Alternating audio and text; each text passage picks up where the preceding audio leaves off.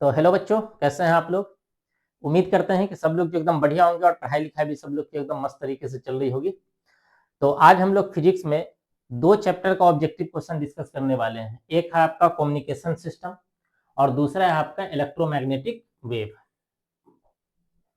ठीक है, एक मिनट।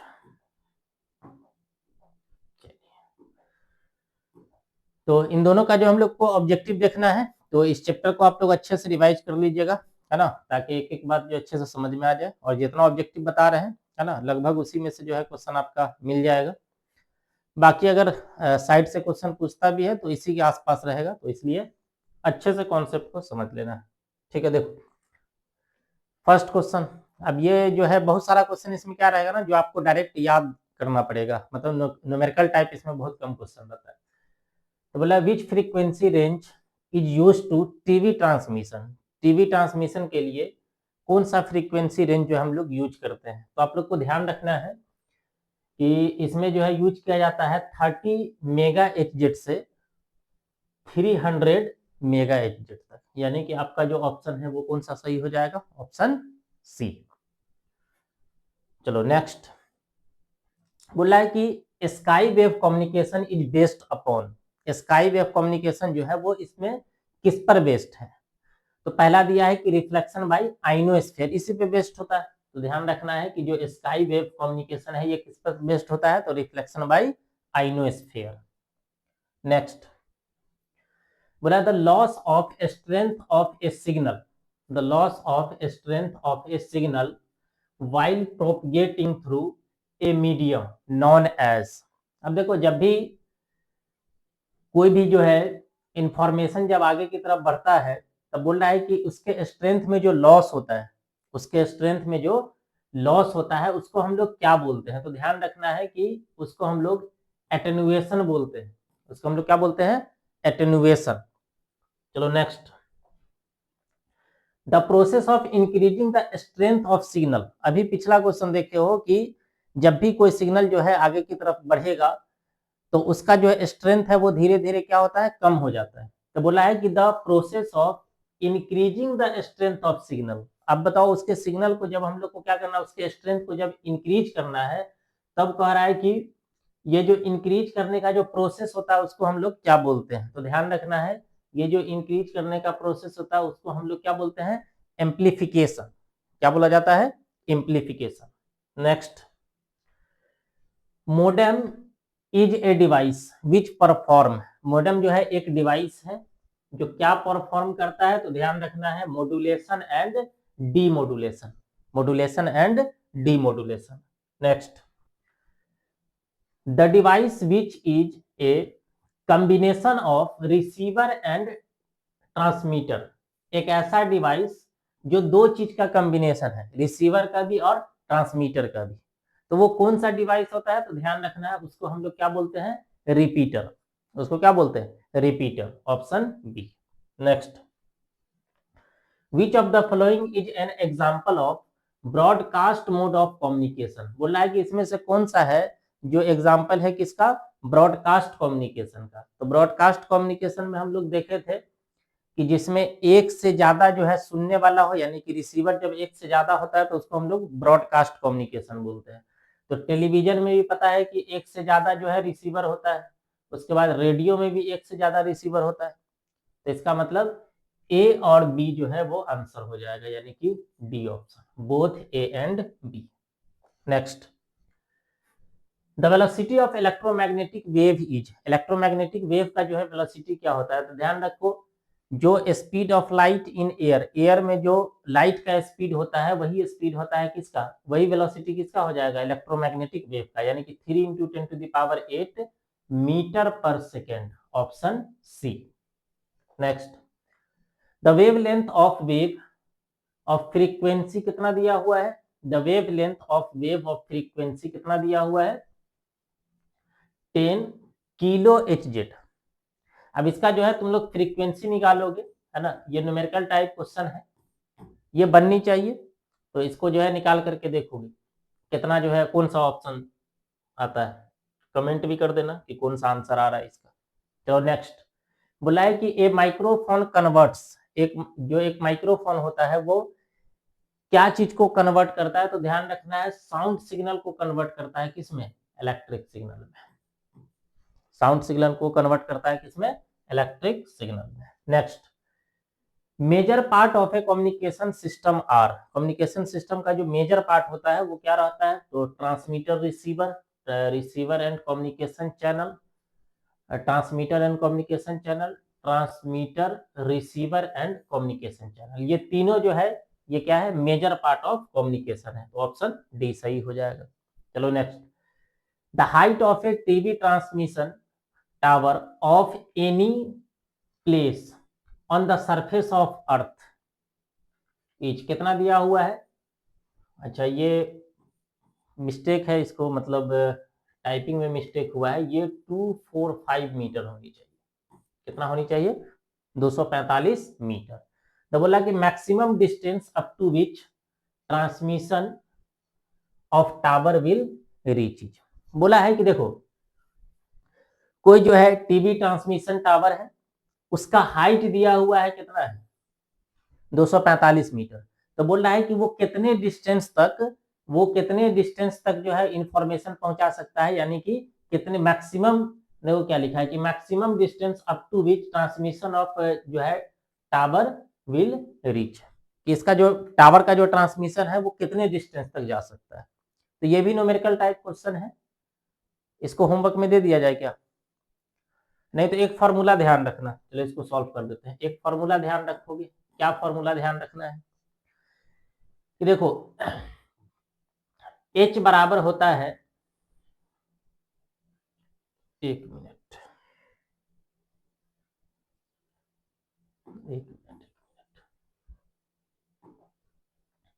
चलो H को हम लोग यहाँ कैपिटल से लिख देते हैं, तो ये होता है डी स्क्वायर, यानी कि डिस्टेंस, और बट्टा में 2 और इनटू में r, ये आपको ध्यान रखना पड़ेगा, ठीक है। अब r क्या है, तो r के बारे में ध्यान रखोगे कि ये रेडियस ऑफ अर्थ, r क्या है, radius of earth, radius of earth. अब देखो अपने को हाइट दिया है, डिस्टेंस निकालना, तो एक तो ये फॉर्मूला होता क्या है ना कि कभी कभी डायरेक्ट फॉर्मूला पूछ देता है कि बताइए कौन सा रिलेशन सही है, तो एक तो h बराबर ध्यान रखोगे कि जो है डी स्क्वायर बाई 2r होता है, या d का मान भी ध्यान रखना है, स्क्वायर हटाओगे तो रूट लग जाएगा, और क्रॉस गुना करोगे तो ये 2h और इंटू में r, ये भी डायरेक्ट पूछ देता है, ये भी जो है डायरेक्ट पूछ देता है, तो इसका भी ध्यान रखोगे, ठीक है। अब मान निकालते हैं, देखो डिस्टेंस पूछा है, तो डिस्टेंस पूछा है तो रूट अंडर कितना बन जाएगा, 2h का मान दिया ही है, 245 मीटर है, तो 245 मीटर इनटू, उसके बाद r का मान पता है कि 6400 किलोमीटर होता है, 6400 किलोमीटर, तो किलोमीटर को अगर तुमको मीटर में बदलना है तो 10 के पावर 3 से गुना करना पड़ेगा, किलोमीटर को अगर मीटर में बदलना है तो कितना से गुना करना पड़ेगा, 10 के पावर 3 से। किलोमीटर को मीटर में बदलने के लिए हम लोग क्या किया, 10 के पावर 3 से, यानी कि 3 जीरो से मल्टीप्लाई कर दिए। अब इसको देखते हैं बाहर निकलता है क्या, 245 को 2 से गुना कर दो, कितना बन जाएगा,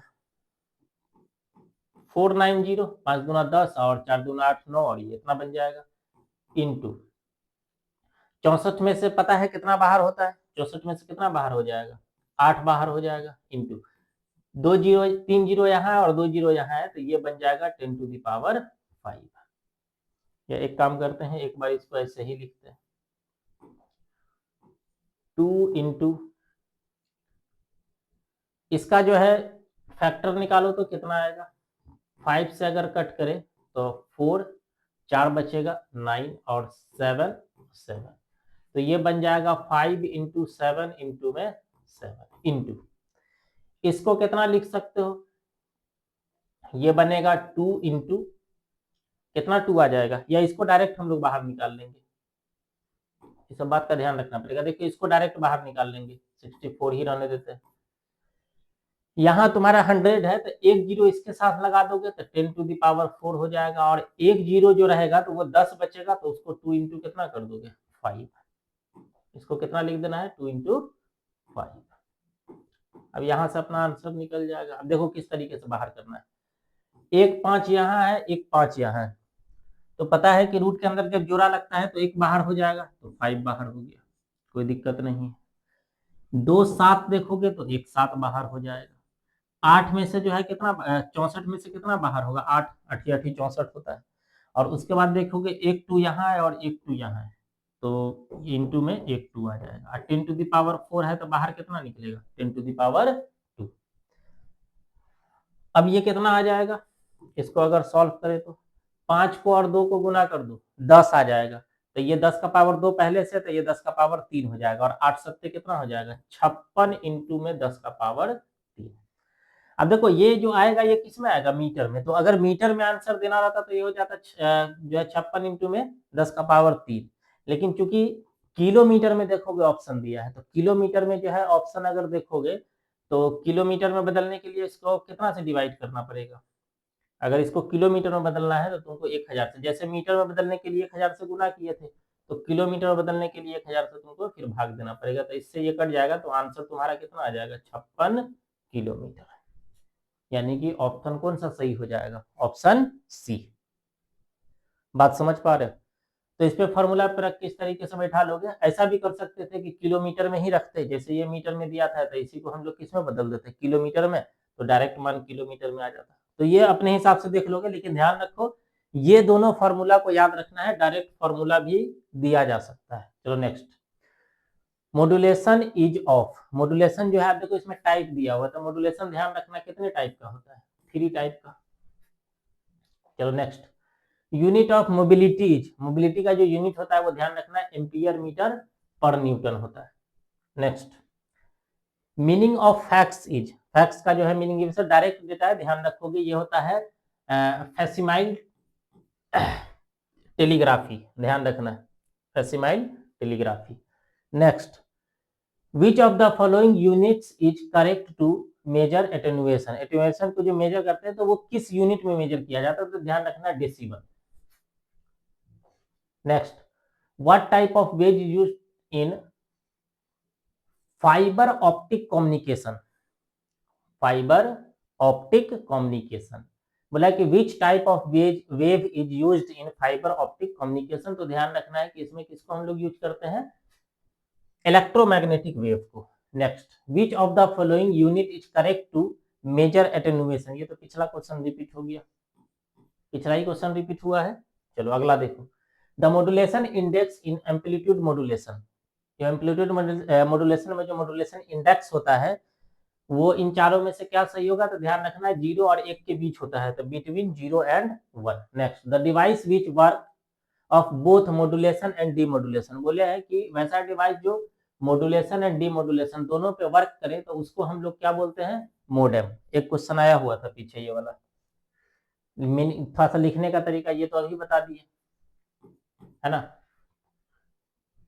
next, the height of TV. ये क्वेश्चन सब रिपीट है, अभी ये वाला क्वेश्चन जो है पीछे डिस्कस किए थे। अब देखो इसको किलोमीटर में भी निकाल सकते हो, अभी बताएं कि h बराबर अगर निकालना, सॉरी d अगर निकालना है डायरेक्ट किलोमीटर में निकाल करके देख लेते हैं कि डिस्टेंस निकालना है। उल्टा भी पूछ सकता है, डिस्टेंस देके हाइट पूछ सकता है। अभी चूंकि हाइट दे करके डिस्टेंस पूछा तो डायरेक्ट भी लिख सकते हैं। 2h का मान 245 है, इसको अपने को बदल देना है किसमें, किलोमीटर में। तो 1000 से डिवाइड करेंगे इंटू आर का मान होता है 6400 किलोमीटर। तो 2 जीरो से 2 जीरो तो कटेगा, और 2 से कटेगा तो कितना बचेगा, 5। और 5 से जब इसको कट करोगे तो कितना आ जाएगा, 5 चौका 20, 9 पंचे 45। ये ज्यादा आसान हो गया, पिछला हम लोग ज्यादा खींच दिए। तो 49 इतना का है लिख रहे हैं भाई, इतना तो बुझवे करता होगा। 49 और इंटू में 64, तो 49 में से 7 बाहर हो जाएगा, 64 में से 8, तो 8 सत्ते 56 किलोमीटर। पिछला वाला में हम लोग थोड़ा सा ज्यादा घूम लिए थे है ना, यानी कि मीटर में चेंज किए फिर उसको किलोमीटर में। चलो नेक्स्ट देखते हैं, यानी कि इसका ऑप्शन कौन सा होगा आपका, C option. Next, optical fibre communication is based on which of the following phenomena. जो ऑप्टिकल फाइबर है वो इसमें से किस पर बेस्ड है, तो ध्यान रखना है टोटल इंटरनल रिफ्लेक्शन। ये सब क्वेश्चन तो इसमें भी आया होगा रे ऑप्टिक्स में। विच फ्रीक्वेंसी रेंज, ये तो दिखाई दिए पीछे कि 30 मेगाहर्ट्ज से 300 megahertz. Distance of communication satellite from the surface of earth, distance of communication satellite from the surface of earth, मतलब अर्थ सरफेस से जो है कम्युनिकेशन सैटेलाइट का डिस्टेंस कितना होता है, तो ध्यान रखना है, अरे भाई ये वाला नहीं होगा, किलोमीटर में होता है, इतने ऊंचाई कैसे होगा, तो दिखवे करेगा नीचे से, कितना हो जाएगा, 36,000 किलोमीटर होता है, ध्यान रखना है। चलो next, attenuation is measured in, attenuation जो मेजर करते हैं वो किसमें मेजर करते हैं, डेसिबल में। Wave of UHF frequency are generally transmitted as, wave of UHF frequency are generally transmitted as, ध्यान रखना है क्या होता है, स्पेस वेव। चलो next, laser action needs, laser action जो है, लेजर एक्शन नीड्स, इसका जो आपका ऑप्शन हो जाएगा high temperature semiconductor, high pressure नहीं, लेजर एक्शन नीड्स, ध्यान रखो, नंबर इन्वर्जन, क्या होता है, नंबर इन्वर्जन। नेक्स्ट, इस चैप्टर का लग रहा है, अभी जो हम लोग देख रहे थे वो कम्युनिकेशन सिस्टम का था। अगला देखो, electromagnetic waves can be deflected by, electromagnetic wave जो है वो किससे डिफ्लेक्ट होता है, तो ध्यान रखना है, electric field only, magnetic field only, और इसमें लिखा है बोथ ए एंड बी, तो ये जो है इलेक्ट्रिक फील्ड से भी डिफ्लेक्ट होता है और मैग्नेटिक फील्ड से भी डिफ्लेक्ट होता है, यानी कि इसका ऑप्शन हो जाएगा A and B. Next, the value of, अच्छा इसको जो है तुम लोग ठीक कर लेना, ये ऐसे लिखा हुआ है म्यू नॉट और एप्सिलॉन नॉट और इसका पावर -1/2।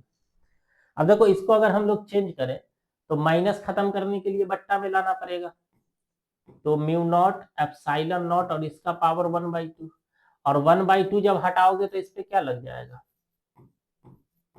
म्यू नॉट और एप्सिलॉन, बताओ रूट लगेगा, और ये जो है ये किसके बराबर होता है, तो speed of light in air, ये किसके बराबर होता है, speed of light in air, air में जो भी लाइट का स्पीड होता है वही इसके बराबर होता है 1/√अंडर म्यू नॉट और एप्सिलॉन नॉट। तो इसमें देख लो जो स्पीड ऑफ लाइट होगा 3 × में 10⁸ मीटर पर सेकेंड, यानी कि आपका ऑप्शन कौन सा हो जाएगा, ऑप्शन बी। चलो next, an object is placed at a distance of 10 centimetre, इस क्वेश्चन में थोड़ा सा लोचा है, इसलिए कि इसका जो ये ऑप्शन है, ये दो ऑप्शन सही हो रहा है, इसको तुम लोग देखना चेक करके, ए ऑप्शन भी जो है सही लग रहा है और बी ऑप्शन भी, ठीक है, और उस टाइप से ऑप्शन दिया नहीं है इसलिए इसको छोड़ रहे हैं। नेक्स्ट देखो, the direction of propagation of electromagnetic wave, electromagnetic wave का जो डायरेक्शन होता है वो ध्यान रखना है जो पैरेलल होता है किसके, E vector cross B vector के, उल्टा नहीं दे दोगे B vector cross E vector, E vector cross B vector के। Dimension formula of E vector, E vector का डायमेंशन फार्मूला तो हम लोग देख लिए थे, MLT का पावर -3 और A का power -1। Next, dimension formula of B, magnetic field का क्या होता है डायमेंशन, तो ध्यान रखना है ML0 T का पावर -2 और A का पावर -1, बी ऑप्शन सही हो जाएगा। L को हटा भी सकता है, ध्यान रखो, इसलिए कि L है ही नहीं, L पर 0 है, इसका मतलब है कि L होगा ही नहीं, तो T का पावर -2 और A का पावर -1, ये भी हो सकता है डायरेक्ट, ध्यान रखना है।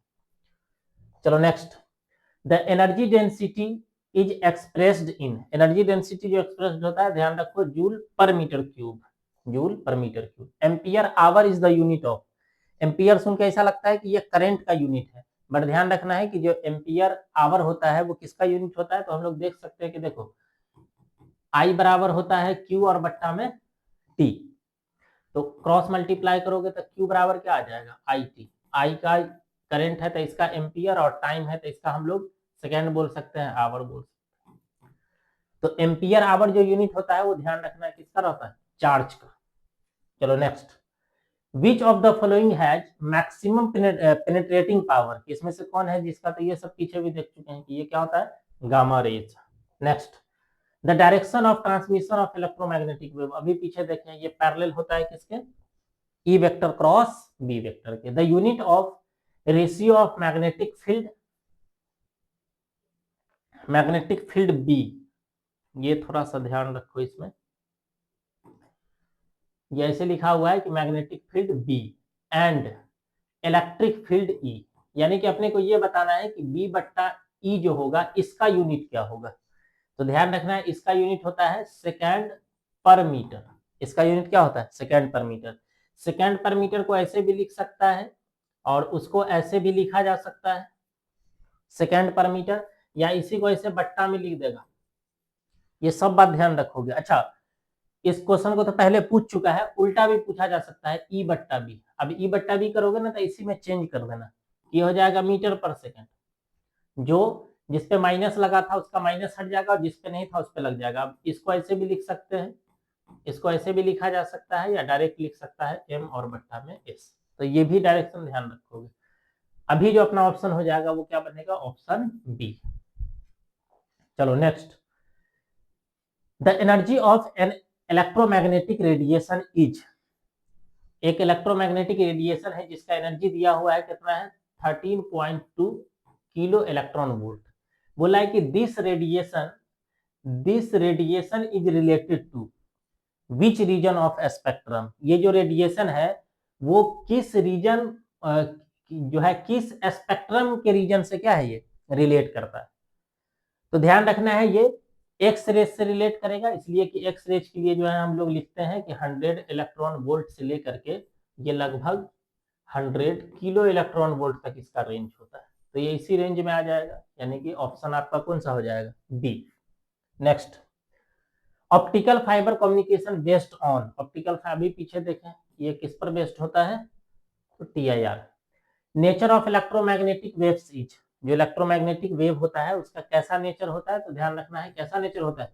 Transverse nature. Next, which of the following is not electromagnetic wave, इनमें कौन सा है जो इलेक्ट्रोमैग्नेटिक वेव नहीं है? तो ध्यान रखना है जो साउंड वेव है ये इलेक्ट्रोमैग्नेटिक वेव नहीं होता है। Next, which of the following is deflected in electric field, इसमें से कौन है जो विच of the following is deflected in electric field, इसमें से कौन है जो इलेक्ट्रिक फील्ड में डिफ्लेक्ट होता है? तो ध्यान रखना है इसमें जो डिफ्लेक्ट होगा वो आपका हो जाएगा कैथोड रेज। कौन सा होता है? Cathode rays. बाकी पर चार्ज नहीं होता, ध्यान रखना है जिस पर चार्ज होगा वही डिफ्लेक्ट होता है। तो ना गामा पे चार्ज होता है, ना अल्ट्रावायलेट पे होता है, ना एक्स रेज पर होता है। कैथोड रेज पर जो है चार्ज होता है इसलिए वो डिफ्लेक्ट होगा। Next, which of the following correct for speed of electromagnetic wave in vacuum, अभी बताए थे पीछे कि speed of electromagnetic wave in vacuum वो किसके बराबर होता है? 1 बट्टा में root under mu not epsilon not. तो ऑप्शन बी जो है इसका सही हो जाएगा। Next, ampere circuital law was modified by, तो ये किसके द्वारा जो है मॉडिफाई किया गया हुआ था? ध्यान रखो, Maxwell. Next, which of the following is not an electromagnetic wave, इनमें से कौन है जो इलेक्ट्रोमैग्नेटिक वेव नहीं है?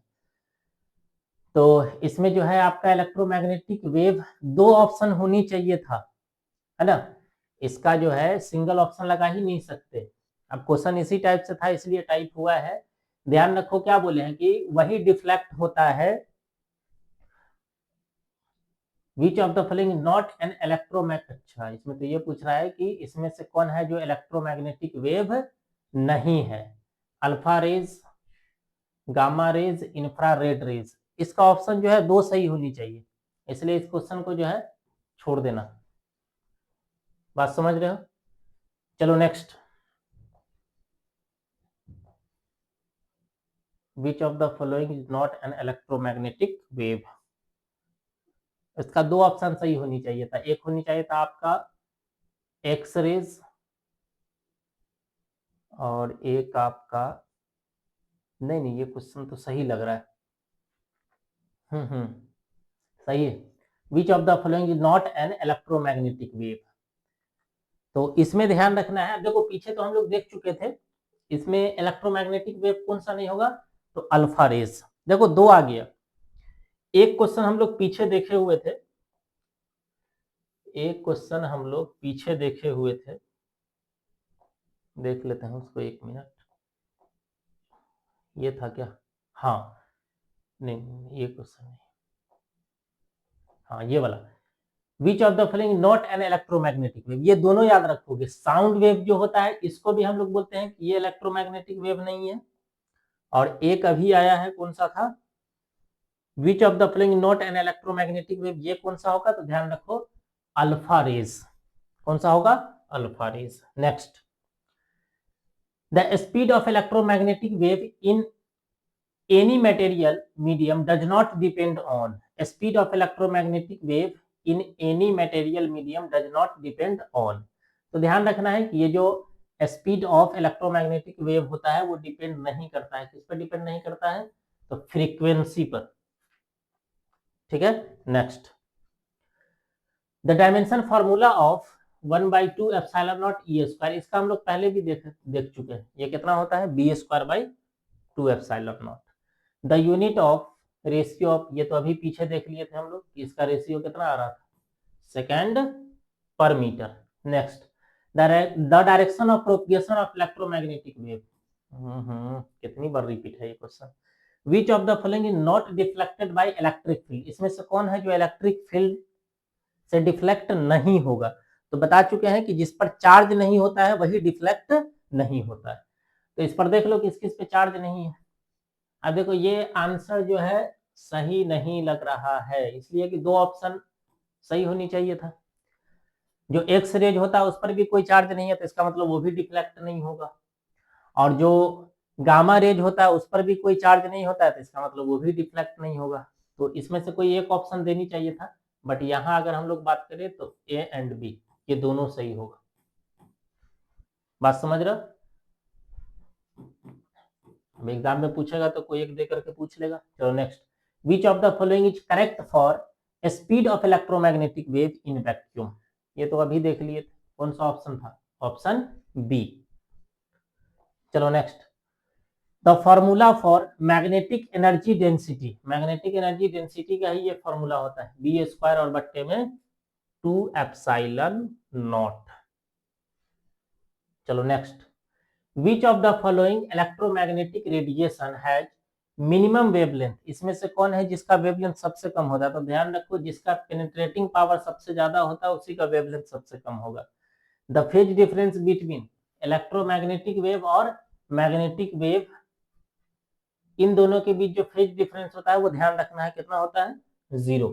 नेक्स्ट, द वैल्यू ऑफ, ये तो अभी जो है पीछे देख लिए थे, अच्छा सेंटीमीटर में दिया, ध्यान रखो इसका वैल्यू अभी हम लोग पीछे निकाले थे तो यह आया था 3 × 10⁸ मीटर पर सेकेंड, बट यहाँ जो ऑप्शन है वो मीटर पर सेकेंड में दिया ही नहीं है। तो ध्यान रखो सेंटीमीटर में अगर रहेगा तो ये 10⁻10 सेंटीमीटर पर सेकेंड हो जाएगा। मीटर में रहता है तो पावर 8 होता है, सेंटीमीटर में रहेगा तो पावर 10 हो जाएगा। तो यानी 3 × 10⁻10 सेंटीमीटर पर सेकेंड। अगला, नेचर ऑफ इलेक्ट्रोमैग्नेटिक वेव, तो इलेक्ट्रोमैग्नेटिक वेव का जो नेचर होता है वो कैसा होता है, transverse nature. Next, which of the following not electromagnetic wave, इसमें से कौन है जो इलेक्ट्रोमैग्नेटिक वेव नहीं है, तो ये बता चुके कौन सा होता है, साउंड वेव।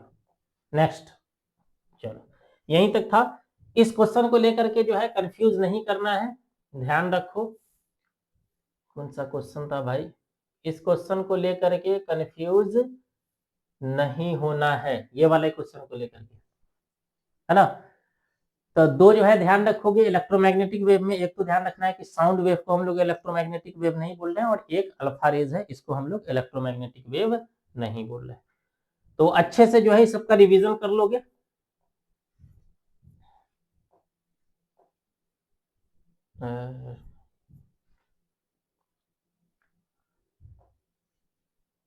तो जो भी क्वेश्चन बताए हैं इसका आपको लोग को क्या करना है, अच्छे से रिवीजन कर लेना है। एग्जाम में या तो इसी में से क्वेश्चन पूछ देगा, है ना, ज्यादा चांस रहता है कि जितना बताया इसी में से क्वेश्चन रह जाएगा। अगर साइड से क्वेश्चन पूछता है तो ज्यादा से ज्यादा चेंज क्या कर सकता है, मतलब जो न्यूमेरिकल टाइप था उसी में कुछ कुछ चेंज कर सकता है, तो वो अपना देख लोगे फॉर्मूला लगाने में। ठीक है, तो आज हम लोग यही खत्म करेंगे, बाकी की बात हम लोग नेक्स्ट क्लास में करते हैं। Thank you.